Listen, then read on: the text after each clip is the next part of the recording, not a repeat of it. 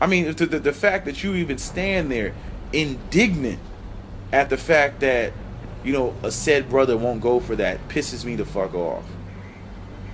Indignant, you know, and you know, I got the thing that I have to acknowledge is, yeah, there's some brothers that are just lazy and they don't want to do shit, period. So it has nothing to do with the fact that the only reason they're not taking on the responsibility is because they don't have control over it. There is also a lot of brothers out there that don't want the responsibility because they don't want to do the work. You know, they don't want to do what's necessary. You know, and especially among many of these young men who have been raised and have matriarchal beliefs and entertain pseudo-matriarchy and pseudo-equality and all this other bullshit because it allows them to defer responsibility. You know, you can forget about them, you know, going out here and wanting to take on the responsibility because, you know, the way that they view it, you know, they view it like, you know, they don't have any pride in it. You know, they don't compare and contrast themselves to other races of men the way that other races of men compare and contrast each other to one another. You know, we don't pride ourselves on that. That's why we come in with the dumb shit. Well, see, the Afro-Asiatic man is different, you know, because our melanin content allows us to not define ourselves by, you know, economical means and everything, because the African is more spiritual, and therefore, and as such, you know, I mean, like that's our coping mechanism. You know, we are literally the ugly girl trying to convince ourselves that it's not a beauty contest and it's a spelling bee. And we spend more time trying to convince everybody else that it's a spelling bee rather than a beauty contest, you know, than actually going out there and trying to fix the problem and, you know, as an ugly woman trying to beautify herself so that she can at least be in the running. Instead, we want to sit around and we want to argue with the system that the whole rest of the fucking world is on. We want to be the asshole, you know, who comes to the basketball court with sandals on and wants to bitch about why nobody's taking us seriously, why we don't get picked up. Like, nigga, you got sandals on. Sandals. All these other niggas out here got sneakers on, and you got sandals, and you wondering why nobody's picking your ass up. You know, one fucked up rebound, and next thing you know, you're gonna be like, ooh, oh, my toe, my toe, my toe. No, of course they not. They don't want to play with you. You sit your ass on the sideline. West of your location. You know, I don't know. I see black women and I just sigh and shit.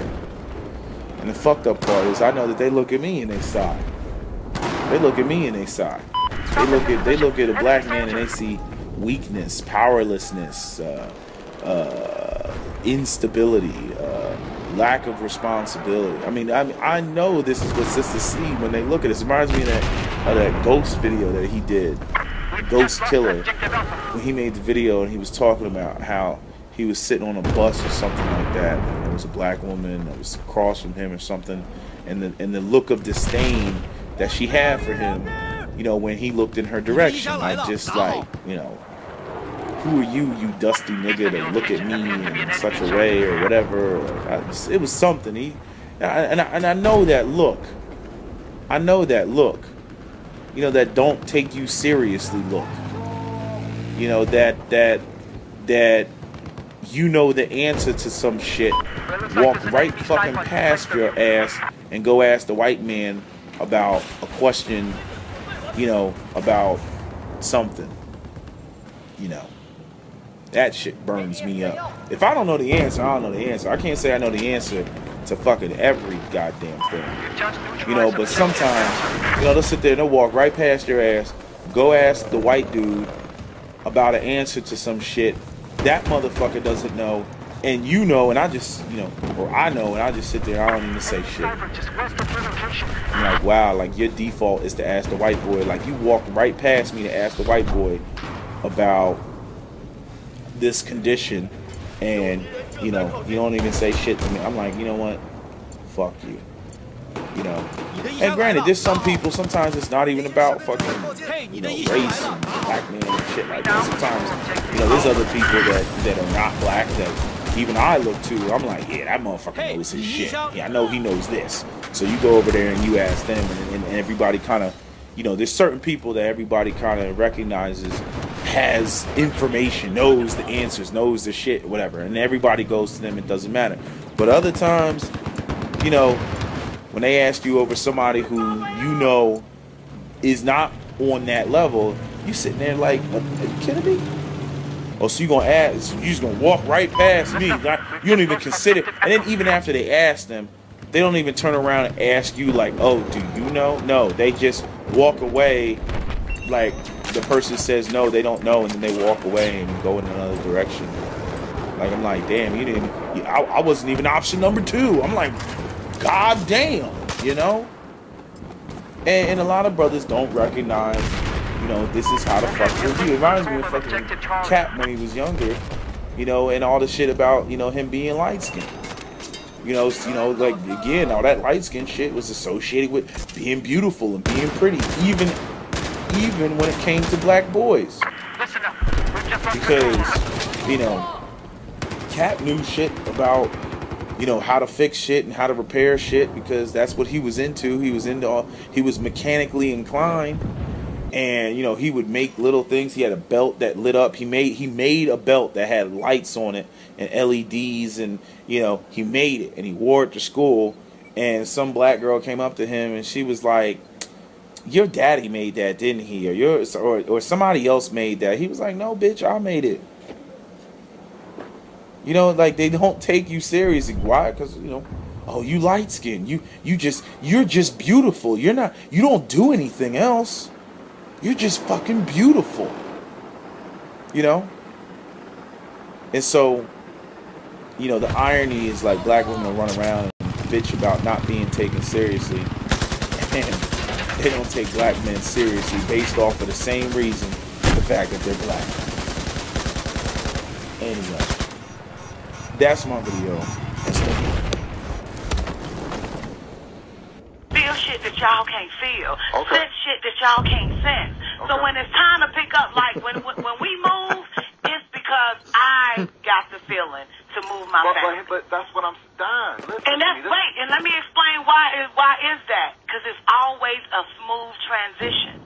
Done. It is always I'm a very with you. smooth Listen. transition from place to place.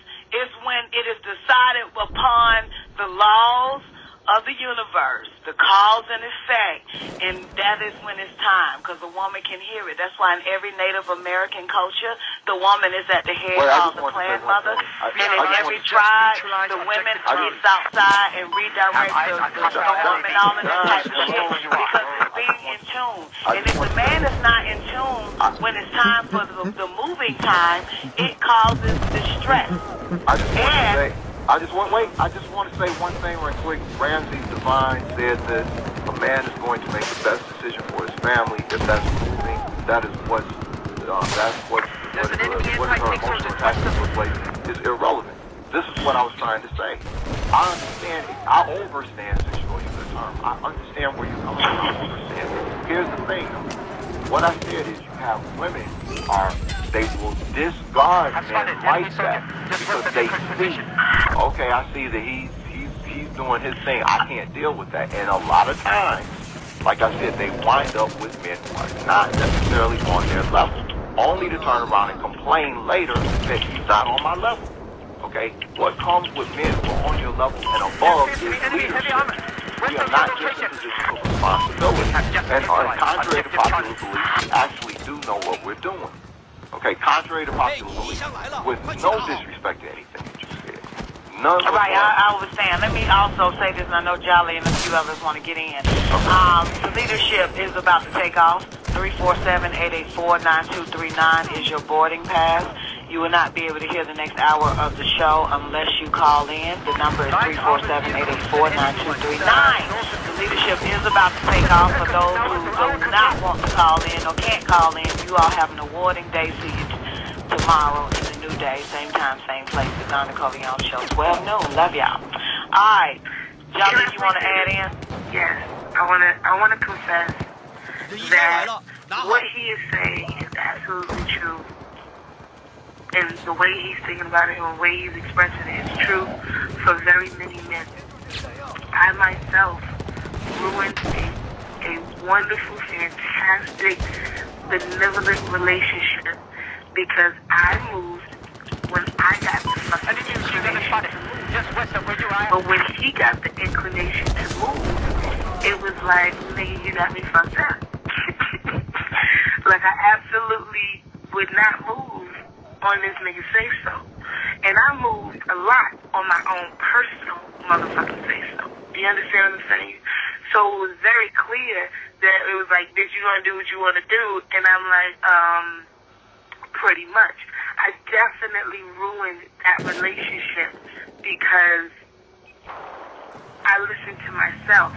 But I will say this, I am better off after that relationship without that nigga. Do you understand what I'm saying? Okay, so I'm not saying, hold on, I'm admitting to you that yes, that really contributed to me and that nigga not being me and that nigga no more. Okay? And this is my husband. But after that shit, after I learned to fucking listen to me, nigga, and I realized what I was doing, it was a much better situation. Okay. So I'm not saying that all men. Don't get me wrong. I don't want anybody to be confused into thinking that I'm suggesting that all men know what they're doing. I'm not saying that all men have good leadership skills or even know where they're going. I'm not saying all men. What I am saying though specifically is that when you come across, like you said, headstrong women who may have some degree of a foundation established or not, men who are taught to do the right thing do not recognize women as the rock and foundation. They right. Okay, that's all I'm trying to say. I'm not saying it's Right. right. Yeah, because I'm a very headstrong woman, and I've been headstrong since the day I was born.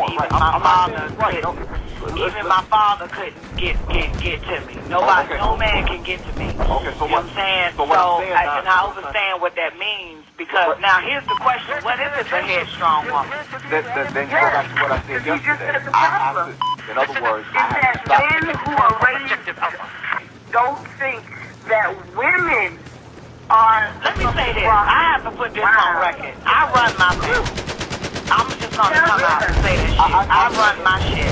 I run my family. I run my family. My husband is the extension of running the family, but I run my family. Okay, so when it comes to decisions, I have the last say so. Okay, Don, so you asked me yesterday, what I have the first say so. Okay, so here's what I'm saying. Don, you asked me yesterday, what does a man do when he comes across that woman? And I told you, he stops his pursuit and he has to pursue someone else.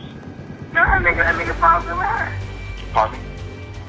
Like a grown-ass man who sees the benefit of the situation falls in line.